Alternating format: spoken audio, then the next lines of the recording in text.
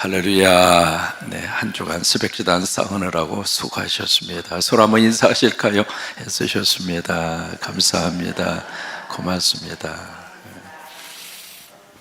우리 성지 순례팀이 오늘 아마 군산에 도착하면 한 4시 정도 도착을 할 것 같습니다. 세 분의 목사님이 순례팀에 가시는 바람에 세 분만 남아서 그동안에 사역하느라고 너무 고생하셨습니다. 아마 그런 생각 하실 거예요. 왜 3명만 가고 3명이 남았을까? 궁금하셨어요? 제비뽑기 한 게 아니라 알아서 결정해서 가지고 와라 그랬더니 3대3으로 나눴더라고요. 이제 그런 기도를 해요. 저하고 함께 사역하면서 우리 부목사님들이 뭐 그렇게 좋은 기회를 좀 얻었으면 좋겠다. 제가 해보니까 그래요. 이게 젊었을 때 뭔가 이렇게 성지 순례라든지 그 경험을 하면 그게 평생을 가요. 그래서 이제 원래는 모두 다 함께 모시고 가고 싶었는데 상황이 그렇지 못해서 우리 세 분이 먼저 가셨고, 용화 목사님은 조금 있으면 SVT, 청년 SVT 때문에 어느 지역을 또 가시게 되고, 여유조 전도사님은 이제 8월 달에 우간다 선교하기 때문에 우간다에 가시게 되고, 박기범 목사님은 작년에 유럽을 갔다 왔잖아요. 전부 다 공평하게 합니다. 뭐 누군 하고 누군 안 하고 그런 거 없어요. 적어도 우리 교회에 있으면서요, 부목사님들이 해외에 한두 번쯤은 다 다녀오시도록, 그게 이제 교회가 할 일이잖아요. 이분들이 앞으로 목회를 이제 하시게 되는데 앞길이 구말리잖아요. 그래서 성광교회에서 목회하면서 받았던 은혜에서 경험했던 거, 이게 평생을 가니까, 그래서 마음속으로 그런 생각이 들어요. 참 목사 만나서 행복했으면 좋겠다. 나 참 목사님하고 목회하면서 열받쳐서요, 그런 말 듣는 것보다 참 목사 만나서 행복했으면 좋겠다. 그때가 참 좋았는데, 그런 어떤 마음과 관계가 있었으면 좋겠는데 모르겠어요. 다음에 모아놓고 한번 물어보려고. 우리 세 분 목사님들, 우리 두 분의 목사님, 여의조 전사님 남아서 너무 고생하셨는데, 이게 이렇게 비고 나면 일이 더 많아지는데 애쓰고 수고하셨어요. 우리 세 분 방송실에도 계시고, 우리 용화 목사님, 우리 여의조 목사님, 크게 박수 한번 해주세요. 수고하셨어요. 감사합니다. 오늘 이제 마지막 장이잖아요. 고린도 후서. 전체 주제가 누구 먹고 예수 먹고 살아라.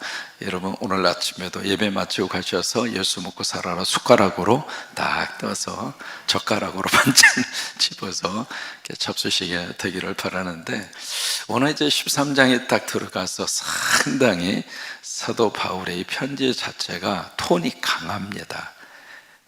굉장히 세게 나갑니다.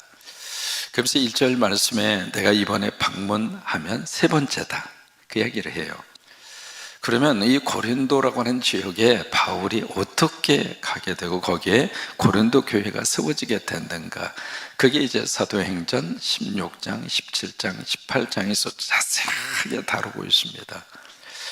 원래는 고린도 지역에 가고 싶어서 간 게 아니었습니다. 바울의 선택이 아니에요. 하나님의 역사하심이었고 성령님의 인도하심이었어요. 이 새벽에 여러분의 선택이라기보다는 성령께서 깨우셔서, 하나님께서 깨우셔서 이 새벽의 첫 시간을 하나님 앞에 드리도록 하나님이 우리를 이끌어 주신 줄로는 믿거든요. 그런 것처럼 바울도 이 고린도 지역에 계획을 세우고, 그리고 스케줄에 따라서 고린도 지역에 간 게 아니에요. 원래는 이제 저쪽에 터키에 이제 그쪽 지역으로 복음을 전하기 위해서 갔는데, 두루아라고 하는 지역에서 마게도냐 사람의 환상을 봐요. 근데 그 환상을 복음으로 해석합니다. 여러분 꿈을 꾸잖아요. 그 꿈도 참 하나님이 주시는 꿈이 있습니다. 모든 꿈들이 다 하나님이 주시는 꿈은 아니에요. 이미 성경을 주셨기 때문에 하나님은 말씀으로 우리에게 말씀을 하세요. 근데 간혹가다 그런 경우가 있을 때 그것을 복음으로 예수 그리스도로 해석하면 거기서 하나님의 뜻을 우리가 읽을 수가 있는 것처럼 바울도 그 환상을 복음으로 해석한 거예요. 그래서 이게 성령의 이끄심이구나, 성령님의 역사하심이구나. 그래서 이것을 믿고 에게해라고 하는 바다를 건너서 마게도냐의 첫성인 빌립보로 가잖아요. 그래서 이제 유럽의 선교가 쭉 이어지게 되는데, 지금의 그리스라고 하는 땅을 혹시라도 머릿속에 기억하시면 이해가 빠를 겁니다. 그래서 빌립보 쪽에서 복음을 전하다가 감옥으로 가요. 가는 장소마다 참 어려움이 많았습니다. 성령의 역사가 있는 곳에는 반드시 어둠의 영이 함께 작동합니다. 은혜 받으려고만 은혜 받지 못하게 하게 방해하고, 그런 영적인 세계 속에서 이 빌립보 지역에서 막 복음의 역사가 나타나니까 그것을 방해해서 감옥으로 투옥이 되고요. 그래서 거기에서 어디로 갔는가, 데살로니가라고 하는 지역으로 떠납니다. 이 떠나서 거기 가서도 이제 복음의 역사가 나타나는데, 이제는 유대인들의 깡패들을 동원을 해서 이 복음의 사역을 방해합니다. 그래서 이제 어쩔 수 없이 데살로니가 지역에서 베르야라고 하는 지역으로 갑니다. 근데 이 데살로니가에서 베르야까지 이 유대인들이 동원한 깡패가 거기까지 와서 방해해요. 여러분, 마귀와 사탄은 끈질깁니다. 그러나 하나님의 역사는 더 강합니다. 그래서 베르야 지역까지 갔는데, 거기서 도저히 복음을 전할 수 없어서 어디로 가는가? 홀로 아덴으로 갑니다. 아덴이 어디냐면 아테네 지역으로 간 거예요. 아테네 지역에 가서 거기서 이제 철학적인 사람들을 만나게 되죠. 거기서 복음을 전합니다. 열심으로 복음을 전했는데 사실 거기에서 결신자를 별로 얻지를 못합니다. 그때 결신자 얻은 사람이 디오니누스, 그 다음에 다마리, 딱 두 사람만 나옵니다. 그래서 이제 이 아덴 지역에서, 아테네에서 어디로 밀려서 갔느냐? 거기가 고린도입니다. 그러니까 바울의 입장으로서는 고린도에 처음에 갔을 때 쫓기고 또 쫓기고 그렇게 해서 간 곳이 고린도예요. 근데 이제 그 지역에 딱 갔는데 누구를 만났는가? 평생 이 선교와 목회의 동역자 브리스길라와 아굴라, 이 부부를 고린도에서 만납니다. 근데 이 부부도 쫓겨서 온 부부예요.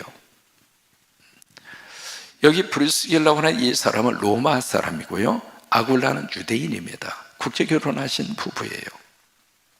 근데 AD 49년에 무슨 일이 있었는가? 그라우디오, 성경에서 만나는 로마의 황제 이름이에요. 그라우디오, 이 황제가 여기에 명령을 합니다. 로마에 살고 있는 모든 유대인들은 이 나라를 떠나라. 그래서 어느 날 갑자기 정들었던 그 땅을 뒤로하고 떠날 수밖에 없어요. 떠날 수밖에 없었는데, 이 남편 아굴라는 유대인이지만 부인인 브리스길라는 로마 사람이니까 안 떠나도 돼요. 그런데 이 아내가 남편을 따라서 자기의 정든 고향을 뒤로하고 고린도 지역으로 넘어옵니다. 참 좋은 부부예요. 여러분, 부부가 함께 살면서 부부의 진짜 마음을 언제 우리가 만날 수 있는가? 고통스러울 때, 힘든 일을 만났을 때. 이 브리스길라라고 하는 이 아내는 이 남편 아굴라 혼자만 떠나 보낸 것이 아니라 당신이 가는 곳에 나도 간다. 이것이 이제 브리스길라 이 아내의 마음이었죠. 근데 정반대의 부부도 우리가 성경에서 만나게 됩니다. 대표적인 사람이 누구냐면 욥과 욥의 아내입니다. 욥이 잘 나갈 때에는 이 부인이 옆에서 그렇게 저기 하다가 욥이 병들었죠. 어느 날 갑자기 재산 다 없어졌죠. 그리고 자식도 떼죽음을 당했죠. 그리고 욥 스스로도 병에 걸렸죠. 그러니까 욥의 아내가 뭐라고 그래요? 하나님 저자고 돼지라고. 성경이 돼지라 그런 말은 없어요. 죽으라는 말이나 돼지라는 말이나 그 말이 그 말이지 뭐. 세상에 어떻게 이럴 수 있어? 얘 뱃내가. 그럼 못 써. 아니, 남편이 잘 나갈 때는 옆에서 그렇게 당신 최고라고 그러다가 남편이 꼬꾸라지니까 당신 죽어버리라고, 하나님 저주하고 돼지라고. 어떻게 여자가 그리워? 그러면 안 돼야. 근데 욥의 아내가 그러잖아요. 그리고는 이제 가출해버려서 아직까지 안 들어갔대요. 근데 이 브리스길라는 남편의 그 상황 속에서 그 남편을 따라서 우리가 같이 살고, 힘들어도 같이 힘들고 즐거워도 같이 힘들고, 여러분 그게 부부 아닌가요? 그래서 고린도까지 온 거예요. 왔는데 참 기가 막힌 하나님의 역사죠.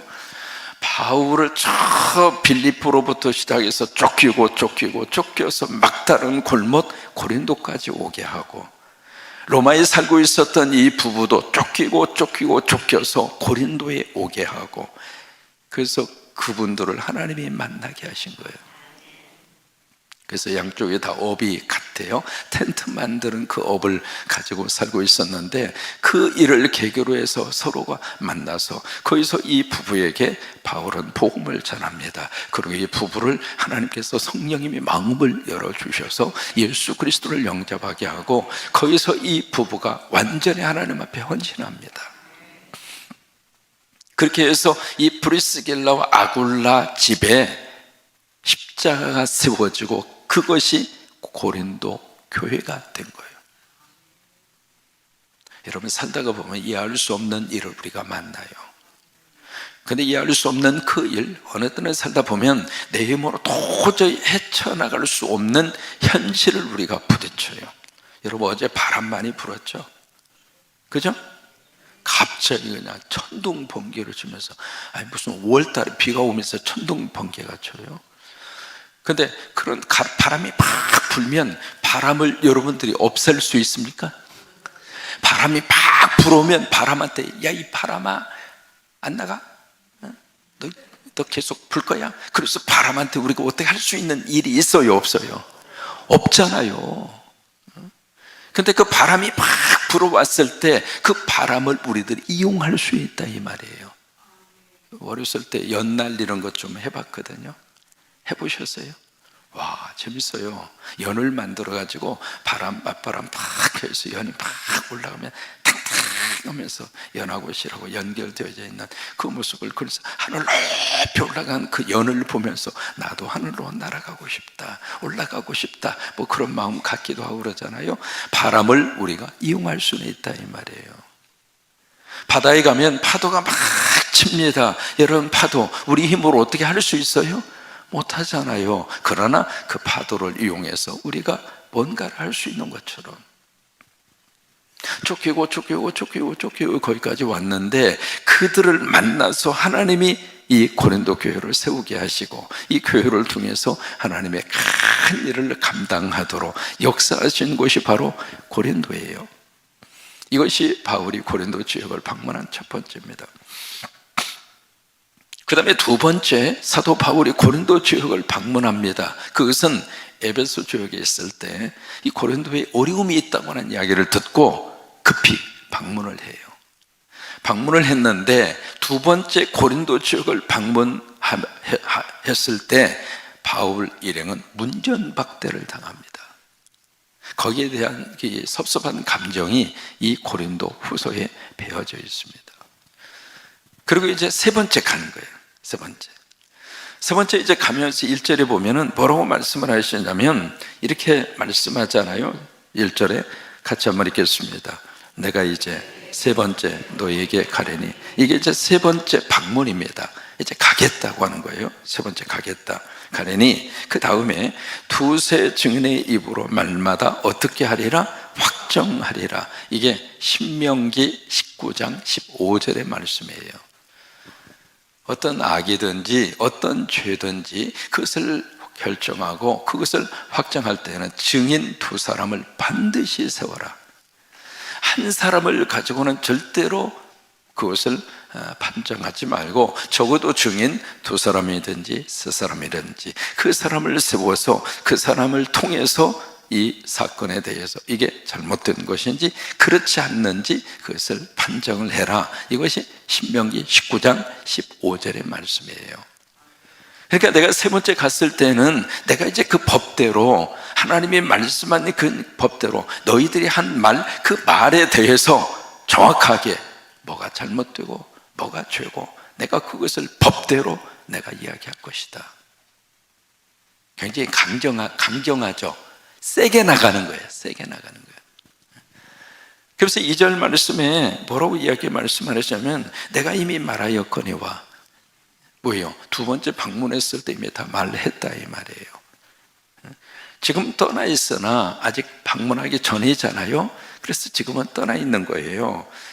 두 번째 대면했을 때와 같이 두 번째 방문했을 때와 같이 전에 죄를 지은 자들과 그 남은 모든 사람에게 미리 말하노니 내가 가면 다시는 용서하지 않을 것이다. 아주 강하게 이야기를 합니다. 내가 두 번째 방문했을 때 이야기했잖아. 그거 아직도 그것을 고치지 않고 아직도 회개하지 않고 아직도 돌아오지 않는 자가 있다면 이번에는 내가 용서하지 않을 거야. 자, 보세요. 그러면 진짜 용서하기 싫어서 이 말씀을 할까요? 아니면 이렇게 세게 이야기하면서 존만할 때 들어? 존만할 때 들어? 알았지? 1번입니까? 2번입니까? 2번이에요. 왜냐하면 그게 7절에 나옵니다. 7절에 뭐라고 말씀을 하고 있느냐면 7절에 이렇게 말씀해요. 우리가 하나님께서 너희로 악을 조금도 행하지 않게 하시기를 나 이렇게 기도해. 내 기도 제목이야. 무슨 기도 제목인 줄 알아? 너희들이 더 이상 악의 길을 걸어가지 않도록 그 악의 길에서 빨리 돌아오라고 우리가 기도하고 있거든. 7절에 그렇게 말씀을 하잖아요. 그러니까 2절 말씀에 내가 용서하지 않겠다, 그 이야기는 내가 용서할 수 있도록 빨리 회개하고 돌아와. 지금 누구한테 이 말씀을 하고 있느냐면 바울을 팍 뒤에서 바울의 사도권, 저 바울은 사도도 아니다, 저 차상령이는 목사 자격이 없다, 그걸 가지고 막 뒤에 흔들던 그들을 향하여 지금 말씀하고 있는 그런 내용입니다. 내가 세 번째 방문하기 전에 두 번째 방문했을 때 지적을 하고 말했던 그 사람들, 그 죄에 대해서 이제는 하나님 앞에 회개하고 돌아와라, 그 이야기예요. 하나님은 지금도 우리들이 그냥 멸망의 길로 가는 것을 하나님은 원하지 않아요. 빨리 주님 말씀 듣고 복 받는 자리로 돌아오고 은혜 받는 자리로 돌아오고 구원의 자리로 돌아오고, 그게 하나님의 마음이에요. 아이가요, 엄마가 막 말을 하는데 안 들어. 징그럽게 안 들어.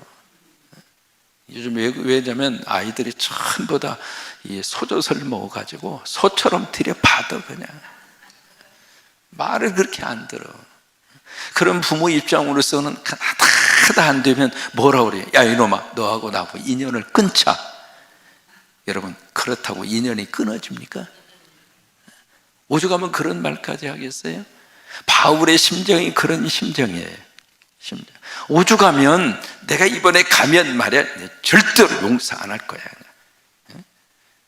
그러니까 내가 이 편지를 먼저 이렇게 써서 보내니까 빨리 깨닫고 돌아와, 그 얘기예요. 3절입니다.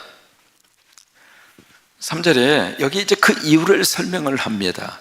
왜 바울이 이렇게까지 세게 나오고 있는가? 3절, 이는 이제 그 이유를 설명하는 거예요. 그리스도께서 내 안에서 말씀하시는 증거를 너희가 구함이니, 바로 이 부분입니다. 뭐냐면 그리스도께서 내 안에서 말씀하시는 증거를 누가 구했어요? 너희가 구했다 이 말이에요. 무슨 얘기냐면 당신이 사도라고 하는 것을 주님으로부터 뭔가 받은 것이 있다면 그것을 우리에게 증명해 보이시오, 그 말이에요. 당신이 사도라고 하는 그 증거를, 당신이 목사라고 하는 증거를, 뭔가의 것을 우리에게 보여줌으로 당신이 진짜 목사라고 하는 표를 우리에게 증명하시오, 그 말이에요. 이게 고린도 교회 안에서 계속 있었던 몇몇 사람들의 끈질긴 주장이었습니다. 당신이 정말로 사도라면, 진짜라면 우리에게 뭔가를 보여주시오, 그거예요. 왜냐하면 그 앞에 막 그 교회 안에 들어와서 내가 진짜라고 말하는 사람들은 외모도 얼짱이고 말도 그냥 청산유소처럼 하고, 그리고 예루살렘으로부터 시작해서 그가 걸어왔던 이 사도의 경력이 화려하고 꺼내놓을 것이 많은데, 그렇다면 사도 당신 바울, 당신도 뭔가 받은 것이 있으면 그것을 우리에게 진짜라고 하는 것을 증명해 보이시오, 그 말을. 여기에 대해서 바울은 뭐라고 말씀을 하고 있는가? 여러분 보세요. 바울의 외모라든지 그거 가지고 막 그랬잖아요. 편지를 읽을 때에는 뭔가 좀 게 있는 것 같은데 대면에서 보니까 얼굴도 그냥 그렇지, 또 하나 바울의 이 말솜씨, 말주변도 그렇지. 그러니까 바울에 대해서 아주 바울 스스로를 폄하하고 그렇게 했던 사람들이 그 사람들이거든요. 또 하나 이제 바울에게 있어서는 고질적인 병이 있었단 말이에요. 그 병을 놓고 하나님 앞에 몇 번 기도했다고 그랬죠? 3번 했다고 그랬잖아요. 근데 3번 기도했는데 하나님이 주신 응답은 뭐예요? 됐다. 내 은혜가 너한테 족하다. 그만하면 됐어. 더 이상 기도하지 마. 그래서 뭐라고 말씀하세요? 네가 약할 때 너 강해. 그게 하나님의 응답이었어요. 그게 하나님이 주신 증명할 만한 그 음성이었다, 그 말이에요. 나는 이렇게 기도하는데 하나님은 그 기도를 들으시고 응답하시는 말씀이 네가 원하는 기도 제목, 그런 식의 응답이 아니라 다르게 응답해 주셨다, 이 말이에요. 그러니까 바울의 입장으로서는 주님으로부터 들은 말을 꺼내놓을 수 있는 것은 바울의 약함밖에는 없어요. 그게 바울이 꺼내놓을 수 있는 그거예요. 그래서 이제 바울이 그 이야기를 쭉 한 거예요. 내가 당신들에게 꺼내놓을 수 있는 것은 이거밖에 없다. 내 부족한 점, 내 약한 점, 그거 외에는 내가 꺼내놓을 수가 없어. 그 이야기예요. 그런데 그 다음에 뭐라고 말씀을 하고 있는가? 나는 약하지만, 나는 부족하지만. 그래서 이 바울의 이 고질적인 병을 간질로 해석하는 성서학자들이 참 많습니다. 간질. 여러분 앞에서 막 복음을 전하고 있는데 간질병이 돋아요. 그러면 그 앞에서 그 설교를 듣는 사람들이 이 바울을 뭐라고 생각하겠어요? 어떤 의미에서 이 목회자는요, 아파도 안 되는 것 같아요. 이게 좀 감기가 걸리거나 좀 저희 그러면 기도 안 해서 그렇구만. 아니, 기도를 해도 온 감기는 와요. 그런데 꼭 그렇게 생각하는 분들이 없지 않아 있거든요. 그러니까 바울이 막 능력의 사도인데, 그래서 남의 병도 고치고 위대한 하나님의 종으로 쓰임을 받는데 간질병이 돋아서 간질 질환자라 모습을 이렇게 보이면 그 거기 있는 교인들이 뭐라고 생각하겠어요?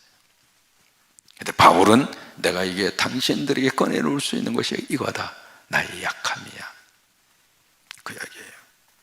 그래서 3절 말씀에 뭐라고 이야기하시냐면, 자, 3절. 그래서 3절을 좀 주의 깊게 읽으셔야 할 필요가 있습니다. 3절 다시 한번 읽어요. 이는 그리스도께서 내 안에서 말씀하시는 증거를 너희가 구함이니. 그래, 너희가 예수님이 내 안에서 말씀하시는 증거를 요구해? 그러면 그 증거는 내 약함 뿐이야.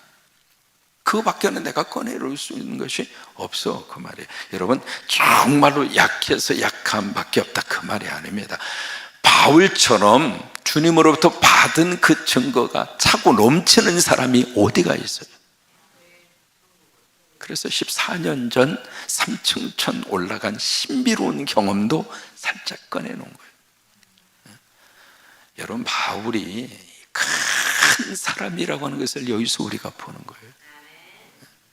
여러분, 사람이 꽉 차면 찰수록 그런 이야기 하잖아요. 벼가 익으면 고개를 어떻게 해요? 숙인다고 그러잖아요. 그런 거예요. 우리가 신앙생활 하면서 영적으로 다 성숙하고 성장하면 더 겸손해지는 거예요. 빈소리가 요란하다고 들어있지도 않고 별로 차있지도 않는 사람만 소리를 크게 지르는 것처럼 바울은 그런 의미에서 이렇게 그들에게 고백을 하는 거예요. 그래서 3절 말씀에 그는 그가 누구인가? 예수 그리스도예요. 내가 꺼낼 수 있는 것은 약함밖에 없지만은, 그러나 우리가 믿는 예수 그리스도는 너희에게 대해서 약하지 않아. 다시 말해, 너희들이 잘못한 거 그냥 눈 감아주고 지나갈 줄 알아? 그 얘기예요. 그러니까 예수 그리스도를 너희들이 약한 분이라고 생각을 하고 내가 함부로 예수 그리스도를 좌지우지할 수 있다고 생각해? 천만의 말씀. 주님은 그런 분이 아니야. 그러니 좋은 말로 말할 때 빨리 회개하고 돌아와. 내가 세 번째 방문하기 전에 깨끗이 정리해. 우리가 믿는 예수님 강한 분이야. 여러분, 강하다고 하는 이야기는 두 가지 뉘앙스를 가지고 있는 겁니다. 예수 그리스도는 우리가 생각하는 것보다도, 왜? 예수 그리스도가 하나님이시니까 그 하나님의 능력을 무시하지 말라, 그 말이죠. 그래서 예수 그리스도는 당신들 속에서 강한 분이라고. 저는 빌립보서 4장 13절의 말씀을 너무 사랑합니다. 나에게 능력 주시는 분 안에서. 그러니까 그 주님이 저에게 있어서는 강한 분이란 말이죠. 그 강하신 예수 그리스도 안에 있으면 내가 모든 것을 할 수 있느니라. 할 수 있다는 그것이 포인트가 아니라, 그 나에게 능력을 주시는 그분, 나를 강한 그분 안에 내가 들어가면 나는 약하지만 주님의 강함으로 하나님의 거룩한 역사가 내 인생 가운데 일어날 것이다. 그래서 내가 모든 것을 할 수 있느니라. 그렇게 말씀이 이어지는 거하고 같은 거예요. 여기 1절에서 3절까지 봤습니다만은, 지금 이 바울은 세 번째 방문하기 전에 이 고린도 교회 성도들이 잘못된 것을 빨리 깨달아서, 그리고 정리할 것을 정리하고 회개할 것을 회개하고 주님 앞에 돌아오기를 지금 간절히 원하고 있습니다. 왜 그럴까요? 고린도 교회가 제대로 세워지기 위해서. 이게 바울의 관심이었습니다. 여러분, 우리 성광교회가 앞으로도 더 주님 앞에 잘 세워져서 바른 방향으로 이 교회가 계속 하나님 앞에 쓰임을 받을 수 있도록, 그래서 하나님 이 성광의 강대상을 거 지켜주셔서, 이 강대상을 거 지켜주셔서 여기가 바로 말씀의 아름다운 터전이 되게 하시고, 그저 이 강대상에서는 하나님 말씀만 증거되도록, 하나님의 말씀만 증거되도록, 하나님의 말씀만 증거되도록, 그래서 이 교회가 주님 오실 때까지 강하게 쓰임받도록, 그렇게 하나님이 우리 교회를 들어 쓰시기를 원하고, 그것이 목회자 바울의 관심이었고 부족한 종의 관심이고 하나님의 사랑의 관심이 교회에 있기 때문에 그렇습니다. 이 교회를 섬기는 여러분, 주 안에서 여러분 때문에 이 교회를 세우십시오. 내가 속하는 그 교회가 내가 들어가서 짜부라들게는 절대로 하지 마십시오.